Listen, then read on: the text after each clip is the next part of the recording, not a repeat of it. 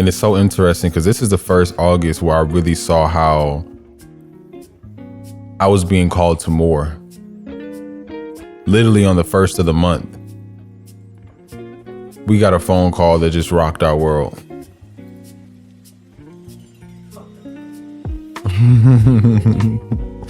We were in the process of working to get into this apartment complex, not the one we're in now, a different one. And they called us on the day we were supposed to move in, like, hey, you still want to move in? Crazy. We absolutely do not. And what made it so difficult is that we wanted to double back on a decision that we had made priorly in the past. Whereas on August 1st, we were already living in a new decision, which came with a new reality. So to go backwards meant we had to go back through all of our progress back to the past in order to retrieve rewards that no longer existed for our current reality. And it wasn't worth it. That battle, we learned to speak up for ourselves. We learned to state the facts, and we learned to keep records. And we even learned how to communicate in the span of like being emotional when somebody got you big bent. But it wasn't worth the peace because that was the first of the month. And it seems like Mug's been on wartime ever since. And truthfully, it's like not even worth it, man. You get to choose your peace. You get to choose your battles. You get to choose your war. You get to choose what's worth it or not. And in that situation, I'm thankful that we learn valuable lessons to make decisions early and often, but at the same time, know what's worth it and know what's not.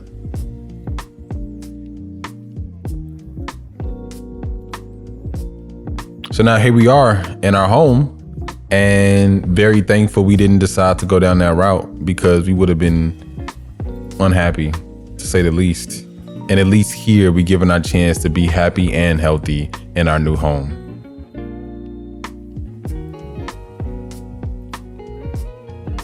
Yep. As you hear them cutting the grass outside, I don't know if y'all hear it or not.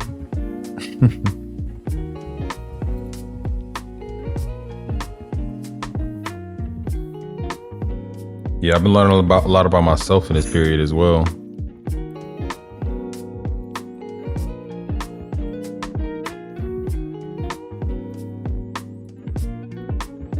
I'm learning that coach is really setting me up to be a leader in this time in my life.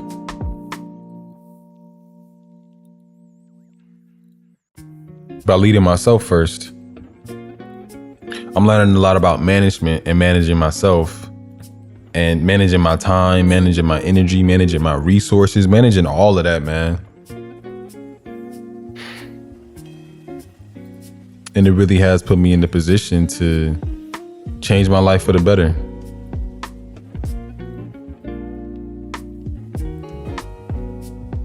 To change my life for the better. And but prior to this, what's interesting is because I did not manage my time well. So a lot of times I'd be late to stuff. I wouldn't communicate, wouldn't respond back to a lot of things, and it just left other people upset and me irresponsible. And now I feel like I'm advertently overcoming that obstacle and becoming an advocate for my progress. I'm working to show up on time. I'm working to communicate. I'm working to respond. It ain't always on everybody else's time, but I'm at least responding. And I'm learning what my responsibilities are and how to uphold how I manage them.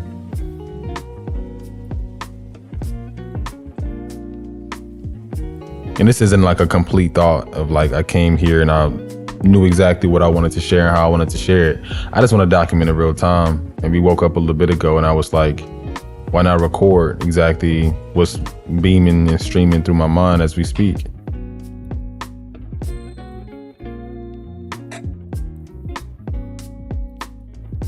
And as I reflect on that, I'm realizing like I am becoming the example I always looked for in the world.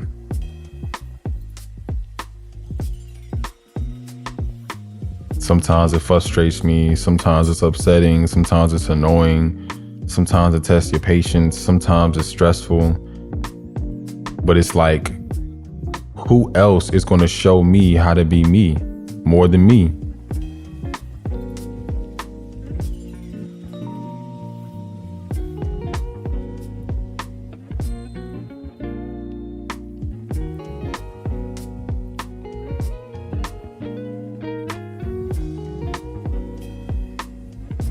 And yesterday I was listening to a podcast where they were talking about, there was a gentleman from Africa who talked about how he had met Nelson Mandela.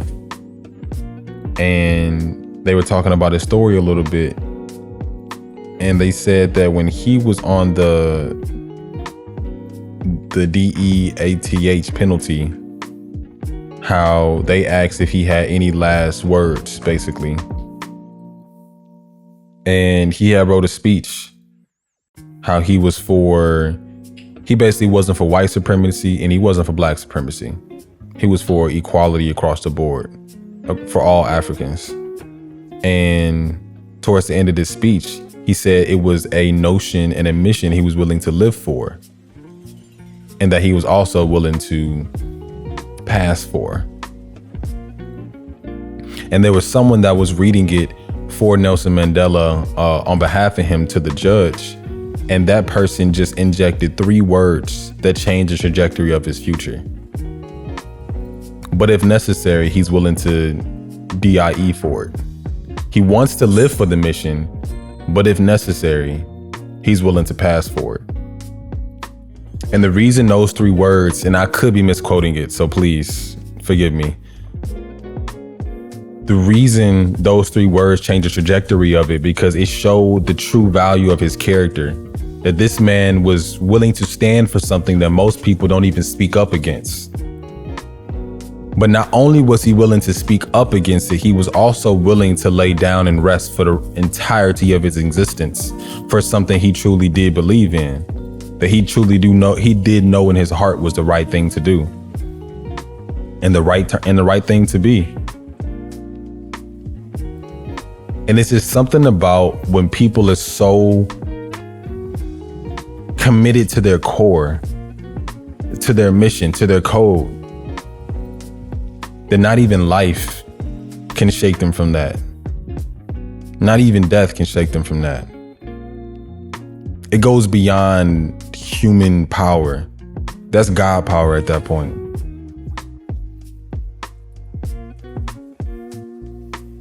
And then they talked about leadership and how with a lot of leaders, it wasn't just that they were appointed the role. It's because they were absolutely unsatisfied with the conditions at hand. And they were willing to change themselves and the environment around them.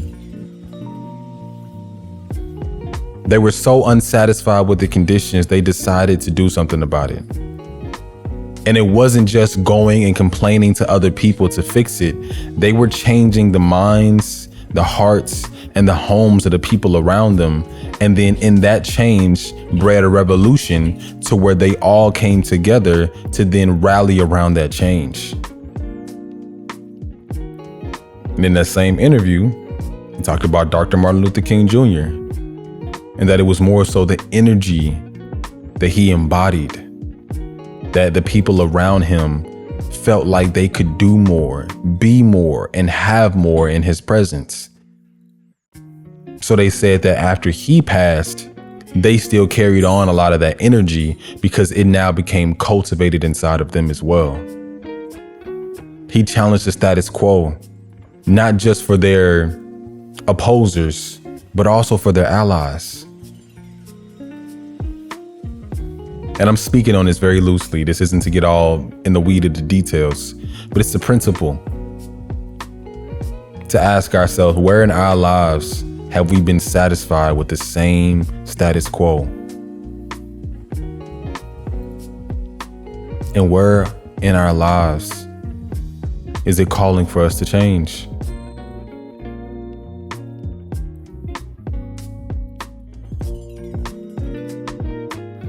What are we willing to live for?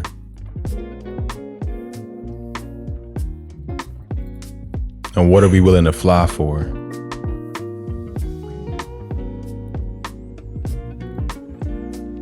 And I'm learning a lot about what I'm willing to live for and what I'm willing to fly for in my transition into leadership. And I feel like coach is cultivating the leader in me before coach gravitates the team to me.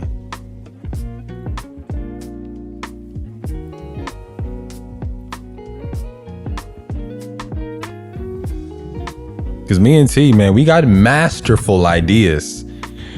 The planning and the execution we working on. But sometimes you don't need to have A through Z to get started. Because when you can rally people around a vision, miraculous things happen. And there's so much that can happen when people are inspired and people are provoked to change. When there's a guideline, there's a direction, there's a focus, there's a motive. That's when that flow can come in and change occurs. Change happens daily, weekly, monthly, every season and every year.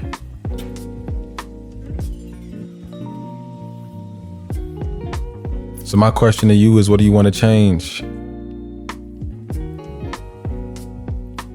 What do you want to stay the same? What is that change going to cost you?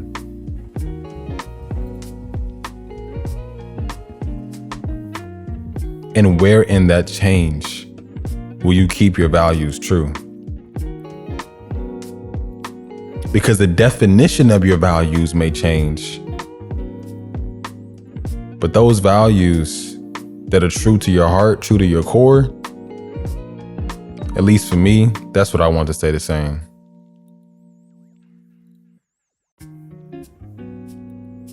I value our family. I value my peace. I value my knowledge and my intellect. I value community. I value technology. I value true resources. I value nature. I value water. I value air. I value peace of mind. I value quiet. I value space. I value connection. I value truth. I value the principles that keep me on course with Coach. I value the principles that keep me on path with my purpose. I value the principles that keep me alive in my passion. And I'm willing to fly for that, and I'm willing to live for that. Period. What about you?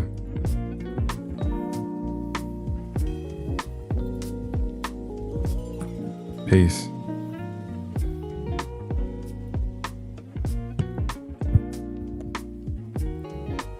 Here and now.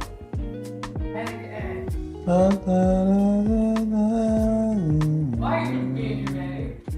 What's wrong with being dramatic? Nothing wrong, just what? There was no like, you guys want to talk about it? You just I'm trying to my break like You tell me, babe, how you